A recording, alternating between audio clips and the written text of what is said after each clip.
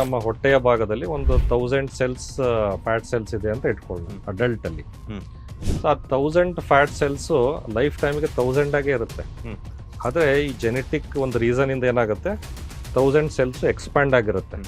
ಅದು ಮೀಡಿಯಮ್ ಆಗಿ ಎಕ್ಸ್ಪ್ಯಾಂಡ್ ಆಗಿರ್ಬೋದು, ತುಂಬ ಜಾಸ್ತಿ ಎಕ್ಸ್ಪ್ಯಾಂಡ್ ಆಗಿರ್ಬೋದು, ಅದು ಡಿಫರೆನ್ಸ್ ಇರುತ್ತೆ. ಅಬ್ಡಮನಲ್ಲಿ ತೆಗೆದ್ರೆ ಥೈಸಲ್ಲಿ ಬರ್ಬೋದು, ಆರ್ಮ್ಸಲ್ಲಿ ಬರ್ಬೋದು. ನಾವು ಲೈಪೋಸಕ್ಷನ್ ಮಾಡಿದಾಗ ಆಲ್ಮೋಸ್ಟ್ ಅಲ್ಲಿ ಒಂದು 80% ಅಥವಾ 85% ನಾವು ಫ್ಯಾಟನ್ನು ನಾವು ತೆಗಿತೇವೆ. ಅಂದರೆ ಫೈನಲಿ ಅಬ್ನಾರ್ಮಲಿಂದ ನಾರ್ಮಲ್ ಅನ್ನೋದು ನಾವು ಕೊಡಲಾಗಿರುತ್ತೆ. ಮುಂಚೆ ಅವ್ರಿಗೆ ಅಷ್ಟೊಂದು ಒಬೆಸಿಟಿ ಇದ್ದಾಗ 2 ಅವರ್ಸು 3 ಅವರ್ಸ್ ಎಕ್ಸಸೈಸ್ ಮಾಡಬೇಕು, ಅಷ್ಟೊಂದು ಬೇಡ. ಒಂದು ಹಾಫ್ ಆನ್ ಅವರ್ ಎಕ್ಸಸೈಸ್ ಏನೇ ಇರ್ಬೋದು ಡೈಲಿ ಫಾರ್ ಎನರ್ಜಿ ರೀಸನ್ಸ್ಗೆ ಇರುತ್ತೆ, ಮತ್ತು ಮೇಂಟೆನೆನ್ಸ್ ರೀಸನ್ಗೆ ಒಂದು ಹಾಫ್ ಆನ್ ಅವರ್ ಎಕ್ಸಸೈಸ್. ಹಣ್ಣುಗಳಲ್ಲಿ ಆ್ಯಂಟಿ ಆಕ್ಸಿಡೆಂಟ್ಸ್ ಇರೋದು ರಿಕವರಿಗೆ ಹೆಲ್ಪ್ ಆಗುತ್ತೆ ಅಂತ ಒಂದು. ಪ್ರೋಟೀನ್ ರಿಚ್ ಡಯಟ್ ಇರೋದ್ರಿಂದ ರಿಕವರಿನೂ ಕೂಡ ಚೆನ್ನಾಗಿರುತ್ತೆ.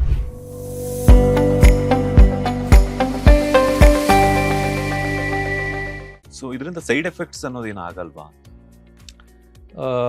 ನೋಡಿ, ಸೈಡ್ ಎಫೆಕ್ಟ್ಸ್ ಅನ್ನೋದು ಅಂತ ಹೇಳಿದ್ರೆ ಅಫ್ಕೋರ್ಸ್ ಯಾವುದೇ ಒಂದು ಸರ್ಜರಿ ಅಂತ ವರ್ಡ್ ಅಂತ ಬಂದ ಅಥವಾ ಯಾವುದೇ ಒಂದು ಸರ್ಜರಿ ಅಂತ ಇದ್ದಾಗ ಸೈಡ್ ಎಫೆಕ್ಟ್ಸ್ ಅನ್ನೋದು ನಾರ್ಮಲ್, ಅಥವಾ ಅದೊಂದು ಲಿಸ್ಟ್ ಇರದೇ ಇರುತ್ತೆ. ಅದಕ್ಕೆ ನಾವು ಕಾಂಪ್ಲಿಕೇಶನ್ಸ್ ಅಂತಲೇ ಹೇಳ್ಬೋದು, ಸೈಡ್ ಎಫೆಕ್ಟ್ಸ್ ಅಂತಲೇ ಹೇಳ್ಬೋದು.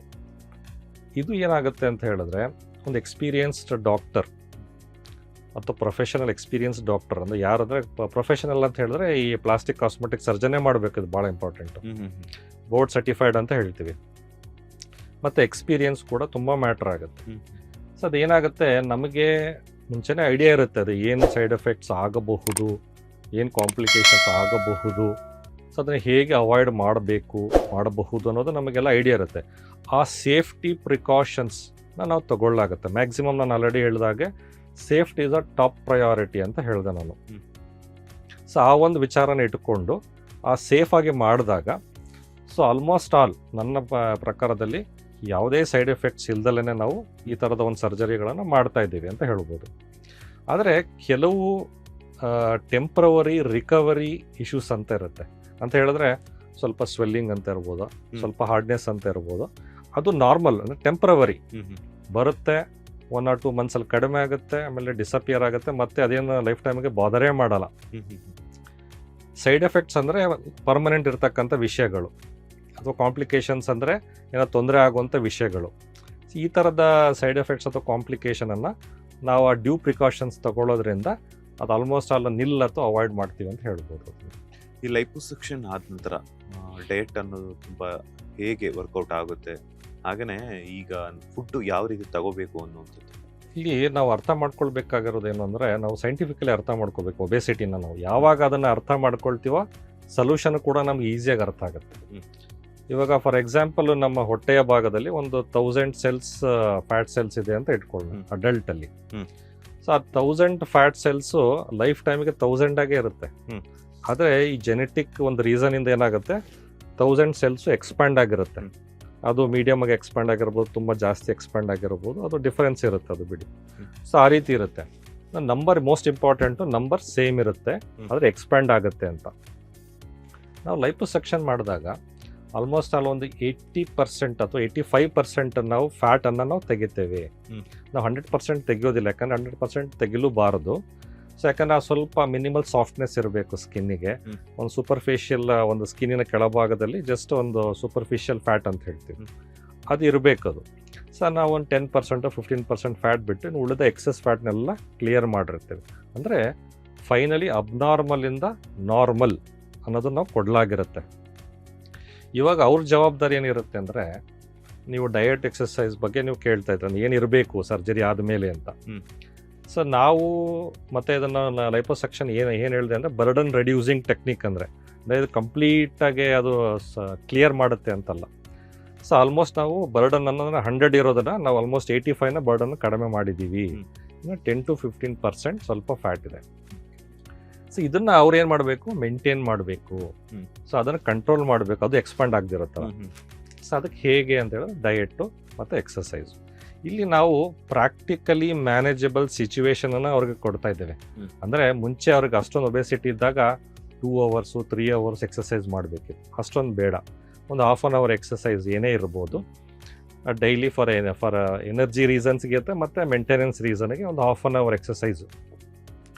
ಇನ್ನು balanced diet, of course balanced diet ಅಂತ ನಾವು ಇವಾಗ ನಮಗಿನ್ನ ಚೆನ್ನಾಗಿ ಎಲ್ರಿಗೂ ಗೊತ್ತಿರುತ್ತೆ. ಯಾಕಂದರೆ ಇಂಟರ್ನೆಟ್ ಇನ್ಫಾರ್ಮೇಷನಲ್ಲಿ ಎಲ್ಲರೂ ಅವ್ರಿಗೆ ಐಡಿಯಾ ಇರುತ್ತೆ. ಅಂದರೆ ಪ್ರೋಟೀನ್ ಹೆಚ್ಚಿಗೆ ತಗೋಬೇಕು, ಅಥವಾ ಒಂದು 60% ಆಫ್ ದ ಡಯಟು ಒಂದು ಪ್ರೋಟೀನ್ ಇರಬೇಕು, ಫೈಬರ್ ಇರಬೇಕು, ಸೊ ಒಂದು 20% ಮಾತ್ರ ಫ್ಯಾಟ್ ಇರಬೇಕು, ಅಥವಾ 20% ಕಾರ್ಬೋಹೈಡ್ರೇಟ್, ಕಾಂಪ್ಲೆಕ್ಸ್ ಕಾರ್ಬೋಹೈಡ್ರೇಟ್ ಇರಬೇಕು ಅನ್ನೋದು ಎಲ್ರಿಗೂ ಆಲ್ಮೋಸ್ಟ್ ಗೊತ್ತಿರುತ್ತೆ. ಆ ಬ್ಯಾಲೆನ್ಸ್ ಡಯಟನ್ನು ಫಾಲೋ ಮಾಡೋದು, ಮತ್ತು ಈ ಒಂದು ಹಾಫ್ ಆನ್ ಅವರ್ ಎಕ್ಸಸೈಸ್. ಯಾಕಂದರೆ ಹಾಫ್ ಆನ್ ಅವರ್ ಎಲ್ಲರೂ ಮಾಡ್ಬೋದು. ಇವಾಗ ನಾವು ರೆಡ್ಯೂಸ್ ಮಾಡೋದೇ ಎಲ್ಲರಿಗೂ ಕಷ್ಟ, ಆದರೆ ಮೇಂಟೈನ್ ಮಾಡೋದು ಈಸಿ. ಸೊ ಹಾಗಾಗಿ ನಾವು ಅವ್ರಿಗೆ ಹೆಲ್ದಿ ಲೈಫ್ ಸ್ಟೈಲ್ ಬಗ್ಗೆ ಒಂದು ಅಫ್ಕೋರ್ಸ್ ಒಂದು ಅವೇರ್ನೆಸ್ಸನ್ನು ಕ್ರಿಯೇಟ್ ಮಾಡಿರ್ತೀವಿ. ಆಲ್ರೆಡಿ ಫಾಲೋ ಮಾಡ್ತಾ ಇರ್ತಾರೆ ಕೆಲವರು.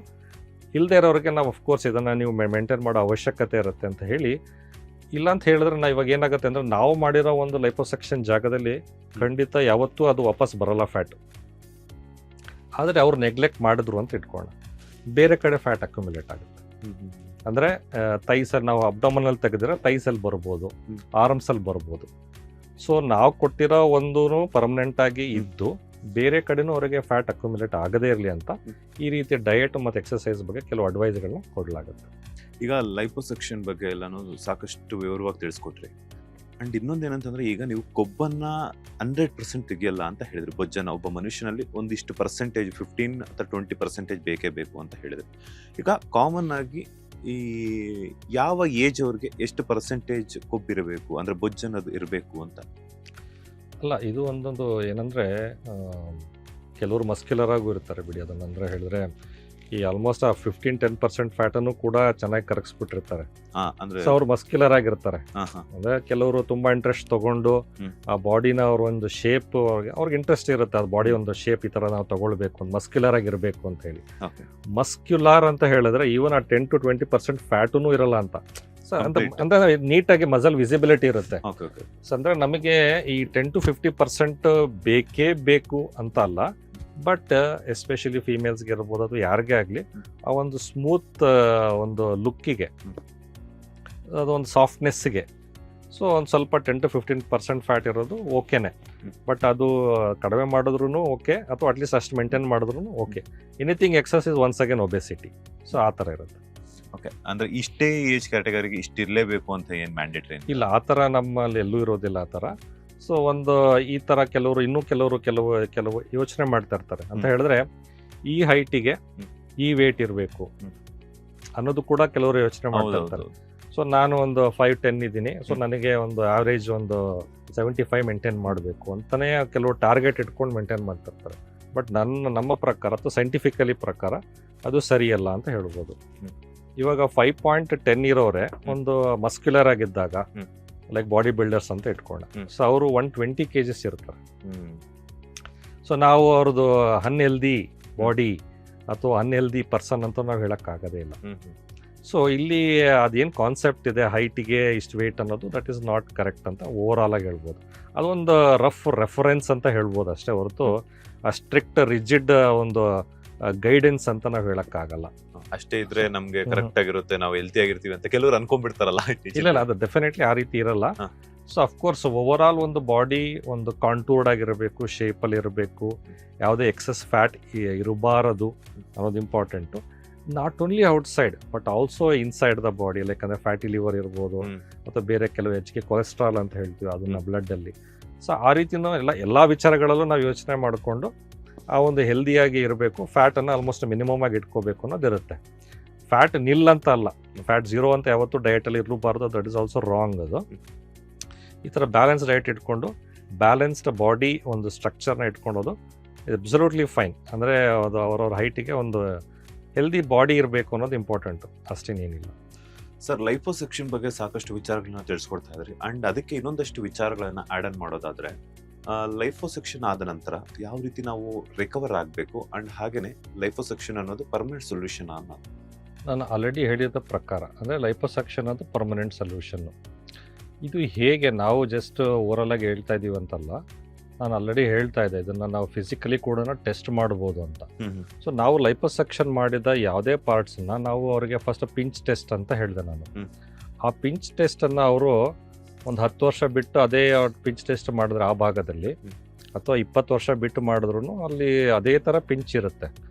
ಎಕ್ಸ್ಟ್ರಾ ಫ್ಯಾಟ್ ಅಲ್ಲಿ ಅಕ್ಯುಮುಲೇಟ್ ಆಗೋದಿಲ್ಲ, ಪರ್ಮನೆನ್ಸಿ ಇರುತ್ತೆ. ಆದರೆ ಅವರಿಗೆ ಬೇರೆ ಭಾಗದಲ್ಲಿ ಎಕ್ಸ್ಟ್ರಾ ಫ್ಯಾಟ್ ಇದ್ದಾಗ ಸೊ ಅದ್ರ ಬಗ್ಗೆನೂ ಕೂಡ ಅವರು ಗಮನ ಈ ಲೈಪೋಸೆಕ್ಷನ್ ಮಾಡಿಸೋದ್ರಿಂದ ಅಲ್ಲೂ ಕೂಡ ರಿಸಲ್ಟ್ಸ್ ಇದ್ದೇ ಇರುತ್ತೆ. ಸೊ ಇದು ಒಂಥರ ಅಫ್ಕೋರ್ಸ್ ಸೈಂಟಿಫಿಕಲಿ, ಯಾಕಂದರೆ ನಾನು ಏನಕ್ಕೆ ಪರ್ಮನೆಂಟು ಅನ್ನೋದನ್ನು ಆಲ್ರೆಡಿ ಕೂಡ ಹೇಳಿದೆ. ಅಂದರೆ ನಾವು ಫ್ಯಾಟ್ ಸೆಲ್ಲನ್ನು ಈ ನಂಬರ್ಸನ್ನೇ ನಾವು ಕಡಿಮೆ ಮಾಡ್ತಾ ಇರೋದ್ರಿಂದ 85% ಕಡಿಮೆ ಮಾಡ್ತಾ ಇರೋದ್ರಿಂದ ಅಷ್ಟಾಗಿ ಅದು ಅಕ್ಯುಮುಲೇಟ್ ಆಗಲ್ಲ. ಇವನ್ ನೆಗ್ಲೆಕ್ಟ್ ಮಾಡಿದ್ರು ಕೂಡ ಅವರ ದೇಹದ ಇನ್ನಿತರ ಭಾಗದಲ್ಲಿ ಅಕ್ಯುಮುಲೇಟ್ ಆಗ್ಬೋದೇ ವಿನಃ ನಾವು ಮಾಡಿರ್ತಕ್ಕಂತಹ ಒಂದು ದೇಹದ ಭಾಗದಲ್ಲಿ ಫ್ಯಾಟ್ ಅಕ್ಯುಮುಲೇಟ್ ಆಗೋದಿಲ್ಲ ಅನ್ನೋದು ಇರ್ತದೆ.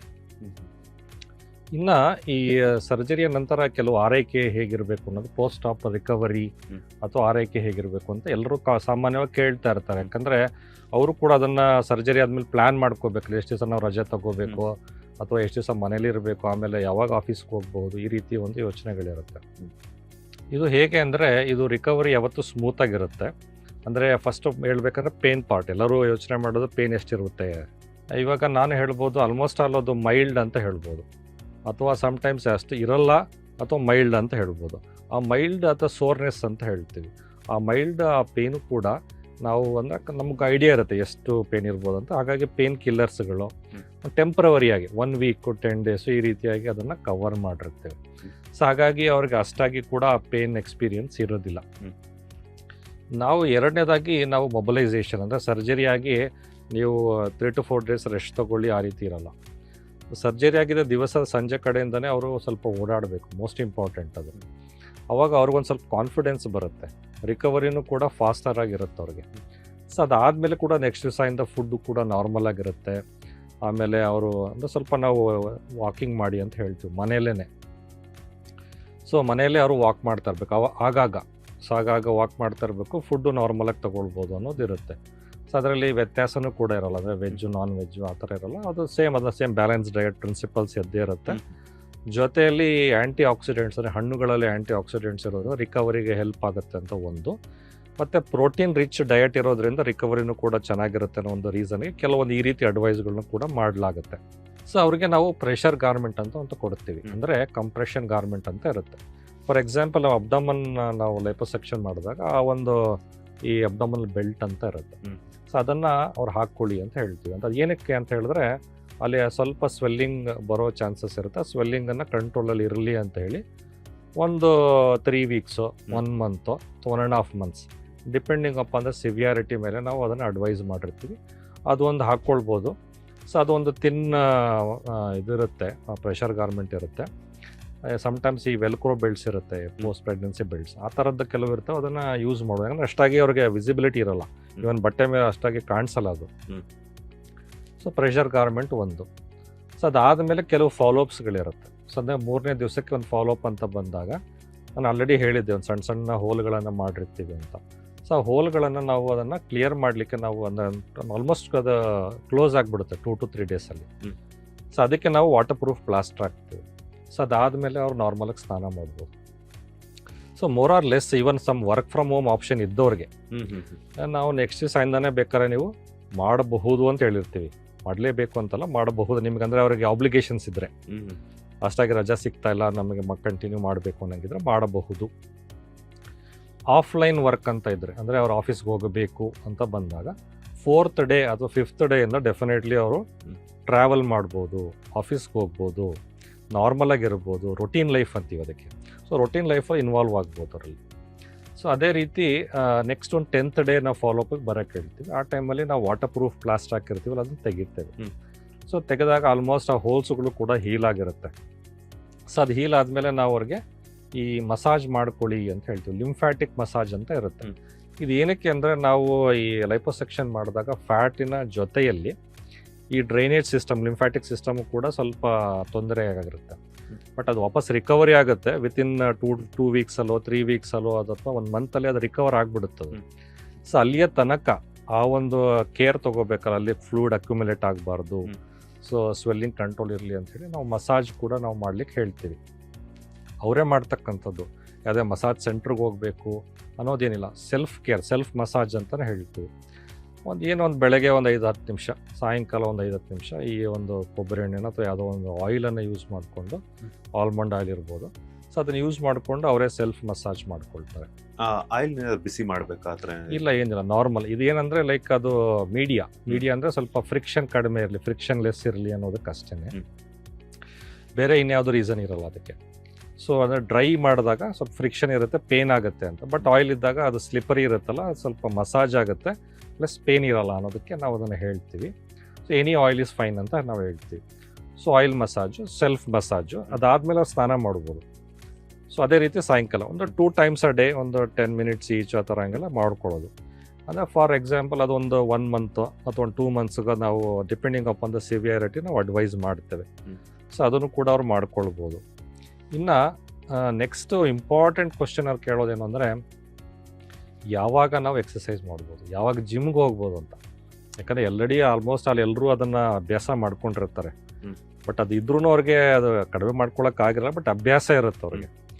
ಸೊ ಅಷ್ಟೇ ಅವ್ರಿಗೆ ಇಂಟ್ರೆಸ್ಟಿಂಗ್ ಇರುತ್ತೆ. ಸೊ ಅವ್ರಿಗೆ ನಾವೇನು ಹೇಳೋದು ಅಂದರೆ, ಅಫ್ಕೋರ್ಸ್ ಆಫ್ಟರ್ 1 month ಆಗಿದ ಮೇಲೆ ಅವರು ಜಿಮ್ಗೂ ಹೋಗ್ಬೋದು, ಎಕ್ಸಸೈಸ್ ಮಾಡ್ಬೋದು, ಎಲ್ಲ ಥರದ ಆ್ಯಕ್ಟಿವಿಟೀಸು ಮಾಡ್ಬೋದು. ಏನೋ ಸ್ಪೋರ್ಟ್ಸ್ ಇರ್ಬೋದು, ಎಲ್ಲ ಆ್ಯಕ್ಟಿವಿಟೀಸು ಮಾಡ್ಬೋದು ಅವರು. ಸೊ ಮೋರ್ ಆರ್ ಲೆಸ್ ಇವಾಗ ನಾವು ಟೆಂಪ್ರವರಿ ರಿಕವರಿ ಇಶ್ಯೂಸ್ ಅಂತ ಕೆಲವು ಇರ್ತದೆ. ಅಂದರೆ ಸ್ವಲ್ಪ ಸ್ವೆಲ್ಲಿಂಗು, ಸ್ವಲ್ಪ ಹಾರ್ಡ್ನೆಸ್ಸು, ಮತ್ತು ಒಂದು ಸ್ವಲ್ಪ ಈ ನಮ್ನೆಸ್ ಅಂತ ಹೇಳ್ತೀವಿ, ಸೆನ್ಸೇಷನ್ ಸ್ವಲ್ಪ ಕಡಿಮೆ, ಏರುಪೇರು ಅಂತ ಹೇಳ್ತೀವಿ. ಸೊ ಇದೆಲ್ಲನೂ ಕೂಡ ತಾನಾಗಿಯೇ with the massage and pressure ಗಾರ್ಮೆಂಟಿಂದ ಒಂದು ವಿತಿನ್ 1 or 2 months ಅದನ್ನು ಆಲ್ಮೋಸ್ಟ್ ನಾರ್ಮಲ್ ಬರುತ್ತೆ. ಸಾಫ್ಟ್ನೆಸ್ ಇರುತ್ತೆ, ಸ್ಮೂತ್ನೆಸ್ ಇರುತ್ತೆ, ಮತ್ತು ಅದು ಆಫ್ಟರ್ ಕೇರ್ ಅಷ್ಟೊಂದು ಇರೋಲ್ಲ. ಆಮೇಲೆ ನಾರ್ಮಲಾಗಿ ಬಿಟ್ಬಿಡ್ಬೋದು, ಅದು ಪಾಡಿಗೆ ಅದು ನೀಟಾಗಿ ಅದು smooth and soft and normal natural ಆಗೇ ಇರುತ್ತೆ, ಮೇಂಟೈನ್ ಆಗುತ್ತೆ ಹಾಗೇನೆ. ಲೇಟೆಸ್ಟ್ ಹಾಗೂ ಇಂಟ್ರೆಸ್ಟಿಂಗ್ ಸುದ್ದಿಗಳಿಗಾಗಿ ಬಾಸ್ ಟಿವಿ ಕನ್ನಡ ಚಾನೆಲ್ನ ಸಬ್ಸ್ಕ್ರೈಬ್ ಮಾಡಿ, ಹಾಗೆಯೇ ಬೆಲ್ ಐಕಾನ್ ಪ್ರೆಸ್ ಮಾಡಿ. ಇದರ ಜೊತೆಗೆ ಫೇಸ್ಬುಕ್, ಇನ್ಸ್ಟಾಗ್ರಾಮ್, ಎಕ್ಸ್ನಲ್ಲೂ ಮಿಸ್ ಮಾಡದೆ ಫಾಲೋ ಮಾಡಿ.